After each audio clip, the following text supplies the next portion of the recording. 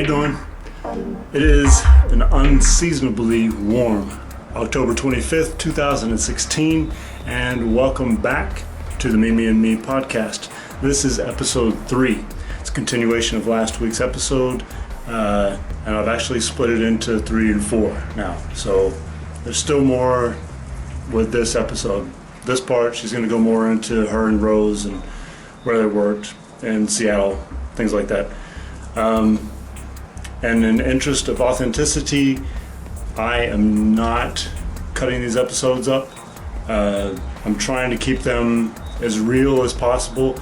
And yes, I'm not the most patient person in the world, but it's also difficult to deal with her sometimes, as I'm sure she gets aggravated with me.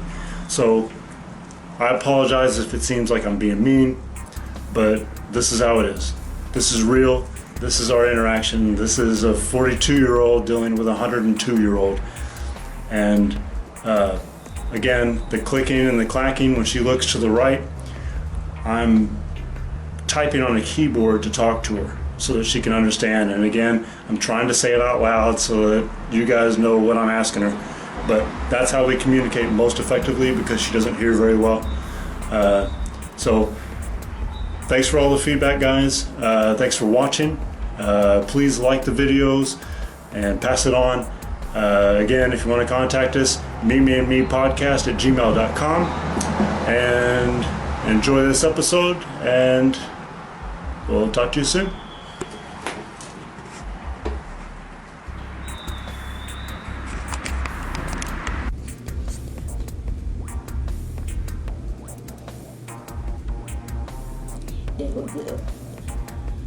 It was one time he was in the South Pacific and they had a storm.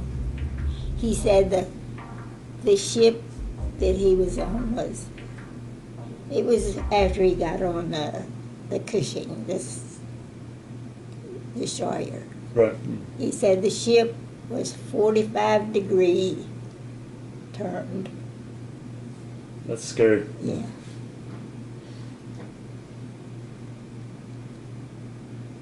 And there were several ships in the group that he was in.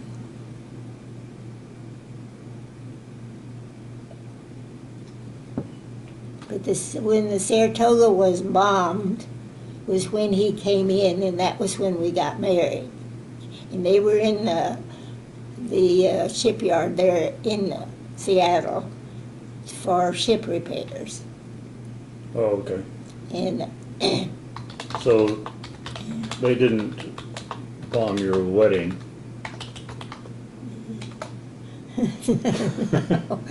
No. When he got there, we went to Seattle to get married. That was in 40. And at that same time, Rita, do you remember Rita? Yeah. Okay. Rita's sister, Madge,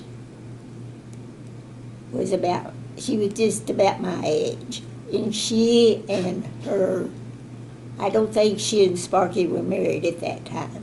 But anyway, she was there visiting him. And they may have been married or got married around that time. I can't remember. But I know they were there. But we didn't find out till after we already got married. Right. We went to Seattle, and there was another couple there at the Justice of the Peace. And we were witnesses for each other. Convenient. Yeah. And then we went to a place to eat. We sat down and ordered a big meal, and neither one of us could eat anything. So we got up and left it.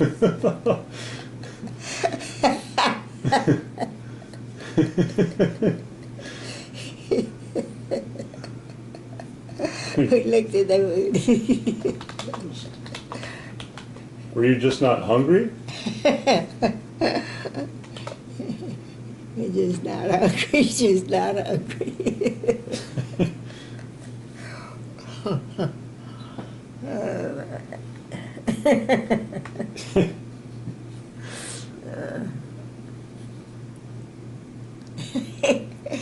And the room that they gave me when I got there was would have just a single bed.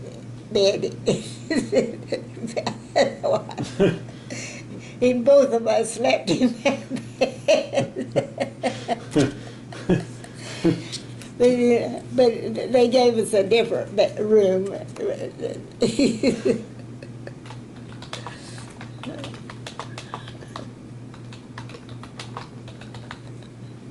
Not exactly a honeymoon suite. Exactly. But this girl, Rose, that was in this picture, Yeah. when I first got to Bremerton, Allan was still out at sea. He hadn't gotten in yet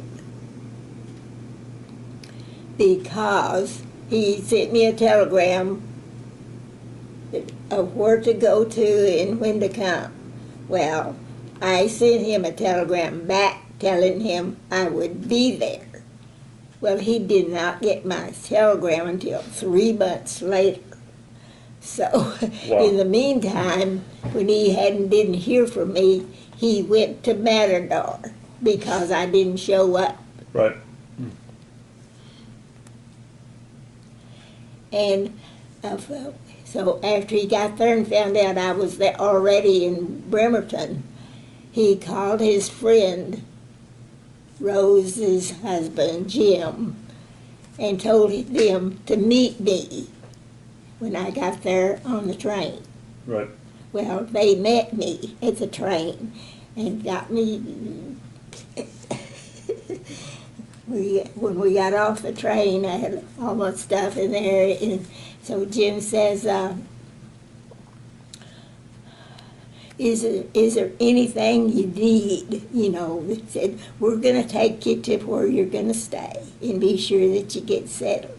But before we leave, is there anything that you need us to do before then? And I said, no, I don't think so. And he asked me 2 or 3 questions, and he says, do you need any money? And I said, no, I don't need any money. I'm okay. And he said, okay, how about loaning me $20?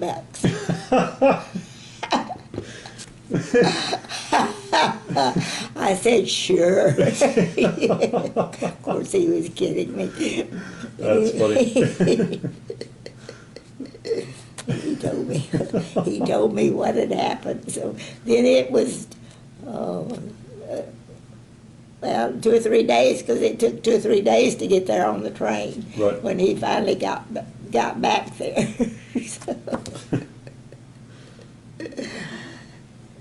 So we had a really tough time getting together. The ship didn't, yeah. Worked out. It was fun. But I already got there, and I met a whole bunch of people, and was doing my way around. And he was visiting his mother, you know, while he was there. Right. I don't know. He must have stayed a couple of days before he came back. About a week, I think.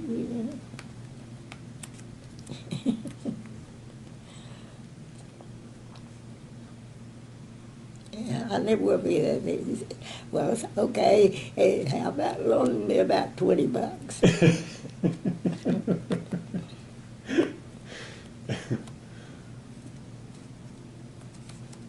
But they were real good friends.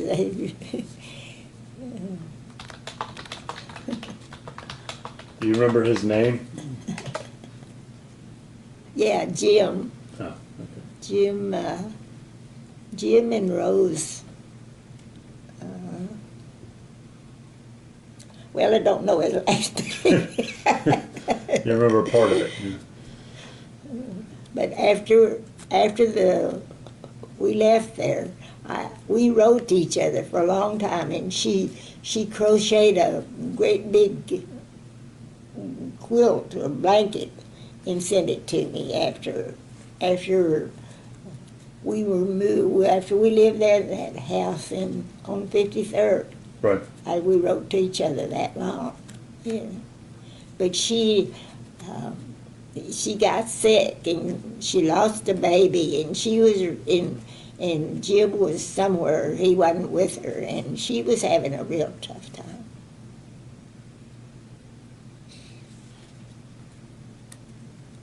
So what happened to her? Mm.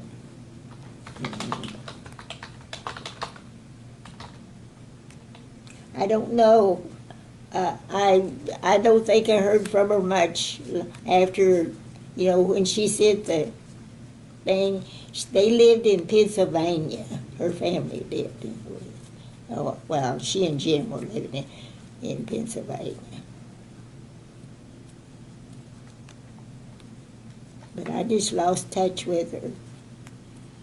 That's a shame. I don't really know what happened to her.